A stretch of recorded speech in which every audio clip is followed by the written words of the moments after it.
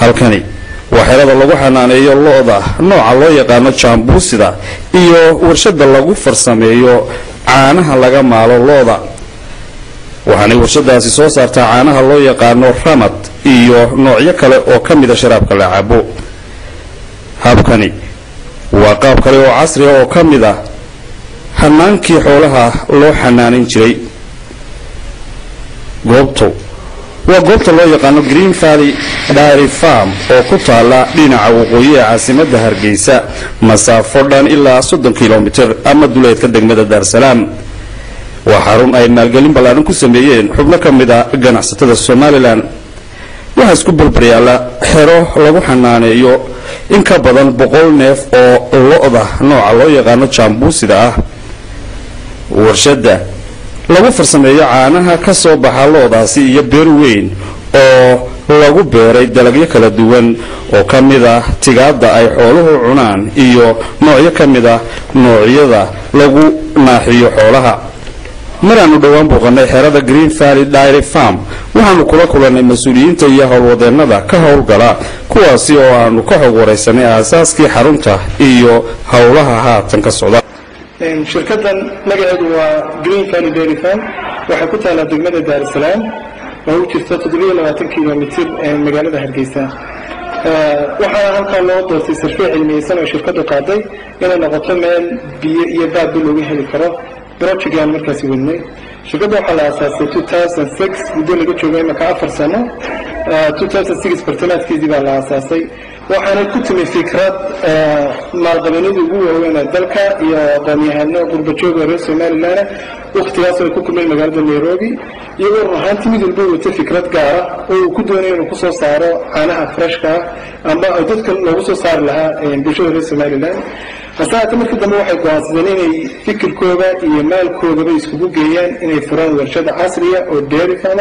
oo soo saarta caanaha kala duwan iyo sida oo kalena juiceska different types of juices oo dhan ay soo saaraan waqtigaas baa la aasaasay shirkadda waxa maamulkeeda iyo hirgelinteeda iyo maamulkeedaba iska leh ganacsatada reer Somaliland weliba kuwa ugu waaweyn maanta la yaqaano iyo sidoo kale niman aqoon-yahano oo qurbajooga oo iyaguna dalka dibadiisa jooga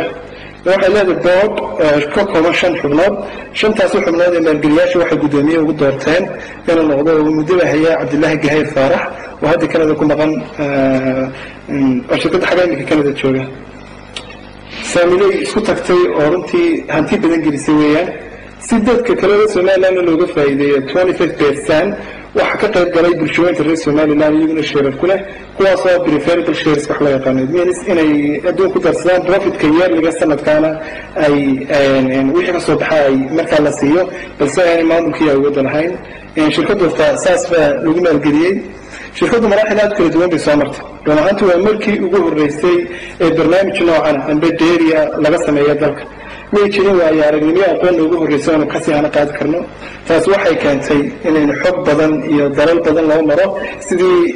loogu hirgelin lahaa shirkadan waxaan ku bilownay meel bilow ah oo almost aan wax lagu horeeyay jirin beerta weyn markii doontaan waxa ka koobantay 70 hectare shirkaddu waxa kale dhameystiran ismiyaasheedii hadday noqonayd kuwa maamulka iyo hadday noqonayd kuwa production kana material ahaan iyo training ahaan waxa naga caawisay aan badan samaysay shirkad Faransiis oo la yiraahdo Albis Industries oo iyadu hirgelisay xirxidida installation-ka iyo dhameystirka production-ka isla markaana tababar siisa shaqaalaha ka hawlgala shirkadda waxa ka hawlgala shaqaale kala duwan oo departments-ka kala duwan shirkadda guud ahaan kuwaasoo tiradoodu dhan tahay ilaa iyo 50 waxa kale oo jira ilaa 20 kale oo iyaguna ula shaqeeyay si dadban amba si indirect oo in shirkadu wax ka iibisa ama wax ka iibiyo oo ku xiran marka waxay u eg tahay meel iyada lafteeda shaqo abuurida dalka Green Valley Dairy Farm waxay u qaybsan tahay dhowr qaybood oo kala duwan oo ku yaala xeradaasi kuwaas oo ay ka mid yihiin xerada ay lo'da lagu xanaaneeyo taasi oo loogu sameeyo xanaanooyin kala duwan oo la xiriira daryeelka lo'da beerta weyn ee ku taala agagaarka warshada taasi oo ay ka beereeyeen caws nooca loo yaqaano Sudani grasska iyo noocyo kale iyo waliba galleyda iyo noocyo loogu talagalay in lagu naaxiyo cadnaan nuux gahayr waxa uu ka mid yahay howlwadeennada gacanta ku haya xanaaninta looda waxa uu ka warramay qaabka ay u xanaaneeyaan loodan. bismillahi raxmaan raxiim. horta aad bay mahadsantiin qolyihiinan ka socda Somaliland National Television booqashada gaaban aad nasoo siiseen aad noo soo booqateen aanad doonaysa inaad barnaamij ka samaysaan aad baan horta idinku mahadnaqaya. haddii aan idinka warramo horta qaybtan beerta waa qaybta ugu muhiimsan ee ah warshada Green Valley Dairy Farm. qaybtan saad arkaysaa waa qaybta ay ku xidhan tahay looda basic ahaan waxaanu beernaa doog aad u fara badan oo ah Sudan grass, waxaanu kala beernaa Louisiana tree, waxaanu kala beernaa Camaro grass, waxaanu kala beernaa alfalfa, waxaanu beernaa cornkii oo ah galeydii, waxaanu beernaa geedka aad arkaysaan ee ku yaala ee Soomaali gubiska u yaqaanaan. nafaqa ahaan haddaan uga hadalno waxay u taraysaa looda horta waxay u tartaa midba waxaan ka siinaa saami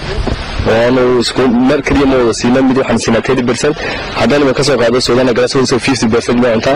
Louisiana 30% ma inta 0.02 ma inta alfalfa haduu isku dhaxdhafayna Soomaaliya mixed ay fruit ay mar waan u radnaa mana yadu gooniyo miskiina sabarka doontaan dad loo insha Allah soo boqotaan. Okay tigada halkan ku taala inteeda badan waxa laga yaabaa in aan dadku garanayn waxaan ku weydiin lahaa Cadnaan tigadan matu asalkeeda dabiici oo ka baxay dalka Somaliland baa soo wato beertan ugu horeyso inuu ka beerteen. horta tigadan badankeeda waxaad moodaynaa in ku dalka ugu horeyso sida geedkan alfalfa oo kale laakiin geedka Louisiana tree sidoo hore uu yaalo 1975 ayaa isaga dalka la keenay. Sudan grass kaasoo waxaan ka keenay Kenya, Camaro grass waxaan ka keenay Kenya, laakiin galeeyda mid hore iyaga wuu maqaanay laakiin waxaan ugu cusub dalkeena ahaan marka loo eego geedkan alfalfa oo ah geed aad u borotiin badan oo hadduu neefku leeyahay xadid badan oo cuno ku keenaya inuu neefkaasi calooshiisa soo daama ay qarxdo ama dib aad borotiinkiisu aad u badan yahay laakiin tigada badankeedu umadeena way taqaanaa intii beeraleena way aad u beertaa. waa Cadnaan waxaad ka wartaa halka waxa ka muuqda sida ay u waraabsan beertan runtii waa sistem casri oo aan ka jirin aan baahan hore loogu arageen meelaha badan oo Somaliland ka mid ah in shaqeeyad bay u qaybsantahay sistemkan si ay u soo saartaan biyaha tigada si ay u qorshaysan. bismillah horta haddii aan kaaga warramo horta saan biyaha ku soo saarno horta waxaan leenahay ceel riigan ka qodnay oo ilaa 110 mitir qodan waxaan u sameynay oo kale laba barkadood waaweyn baan leenahay halkan imka saad waragtaan waa qaybtii A sectionkeedii saddexaad oo imka cabiya qayb wala section walba wuxuu cabaa 40 minutes ama 40 daqiiqo cabaa kadib markuu cabo haddana waxaan wareejinaa qaybta kale oo ilaa maalintii waxaan ku yeelaa waxay ku baxdaa ilaa 4 barkadood inaan qayb walba ku waraabino. qaybtan oo soo kale iyadoo habeenkii cabtaa qaybtana iyadoo maalintii doogan wuxuu soo baxaya marka ilaa 2 bilood ilaa 3 bilood kadib wuxuu gaarayaa xilligiisii la goosanayay kadib xilligii la goosanayay markuu istaago cagar sad halka ku aragtaan waxaan ku soo xidhnaa bahal dooga jarta taas markii dooga jarto kadib waxaan ku xidhnaatii inuu dooga aruurinaysay markan dooga iyadana aruurin kadib waxa la qaadaa waxaan soo saarnaa buurigi markan buuriga soo saarnaa waxaan keenaa warehouse markan keenay waxaan noo yeelan machine bundle gareeya marka each bundle wuxuu ku xiraa 25 kilo ama 25 kg kadib 25 kg waa standard kan ka qaadanaysa aan hadda toro looda u siino kolba waxaan siinaa maalintii ama 15 ama ilaa 20 oo u dhigmaysa ilaa 4,500 kg ama ilaa 3,000 kg maalintii aan siino oo kilogram balsan.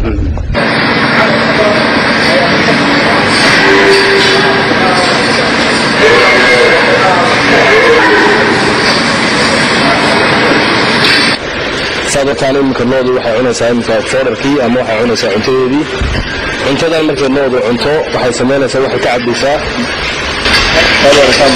bandalka yar oo gudsinaysaa markay adigu qabato ama haraad ama biyo u baahato si ay biyo ku filan cabto ala neef maalinkii wuxuu cabi karaa ilaa 70 litir ilaa 80 litir inta dhaxaysa ayuu cabaya caanaha hadhow laga helayaa kolba waxa ku xunanta kolba had beento cuntada cunno waxa laga helaa adigu average haddaan idin qiyaasay maalintii ala neef waxa laga helaa ilaa 12 litir ilaa 15 litir inta u dhaxaysa waxaana la lisi karaa neef ilaa 2 jeer aroortii hore iyo waxa la lisi karaa habeenkii late xilliga dambe ilaa 10 habeenimo intaas la lisi karaa average ayna kala soo celiyo maalintii uu buuxin karaa neef ilaa 20 litir maalintii waa laga heli karaa maalintii sidoo dhayahay marka laga sayo xoolaha haddii aan kuu sheego muusow marka xoolaha la lisayo waxaa la taa meel halkan oo milkin baaro la yiraahdo dhankan waxa uu geliyaa bidixda 4 neef oo geliya dhankan midigtana 4 neef oo geliya qanaasood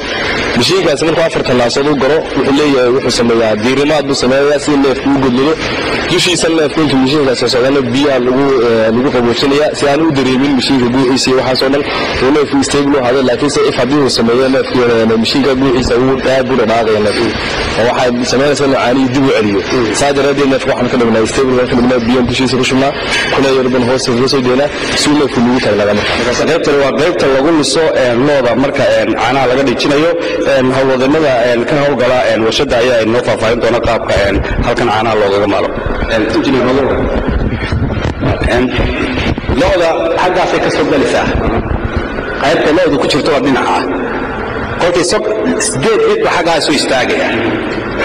dhinacaasana sideed baa soo istaagaya marka milkiga daloorkan mar qura wuxuu ka lisayaa 16 neef ayuu ready si complete uga nifay uga lisaya aalada laga lisayna wata automatic andaga lagu yimaado wata sama mid walba 16 neef taasoo loo diinaya 16 marka ay ugu qaadanaysaa adoo say 45 mid 16 kiiba xaggaas albaabkaas ka baxaya xaggaas ka soo galaya taana xaggaana way ka baxaya marka waxa qasabad baa qaadis oo isku aruurinaysa taanka yar Soomaaliya halka jira marka vacuum wax la yiraahdo kalis si vacuum oo neef yani bila hawa oo pressure sameynaya ayuu kulisa dadana wuxuu galayaa taanka yar yarna waxa ka qaadaya bayb kaas oo u geeyay tandiga aad soo aragtay xag tangi weeyna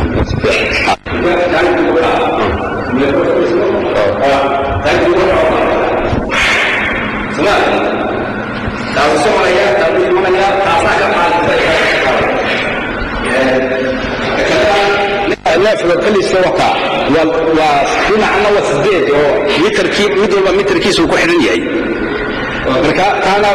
كان لو بنية سواء قالوا waxay ku soo baxaysaa milkii maxaa mitarka waa 15 litir 18 kolba intuu neefku awood leeyahay qaybkaas raacaya hoose taangiga aad hore u sawirto ku dhacaya marka wuxuu gudbinayaa taangiga la weyn xagga ana dadka ka soo baxaan qaybtan lisa milkii daloorka automaatiga qaybtaas soo ayaan xagga ku soo dhacaya marka kuwana ka qaadaya bamka xagga marinaya qaybtaas maraya wuxuu gudbinayaa warshada intaas siyaasad ku dhantahay warshada waxay u gudbiyaan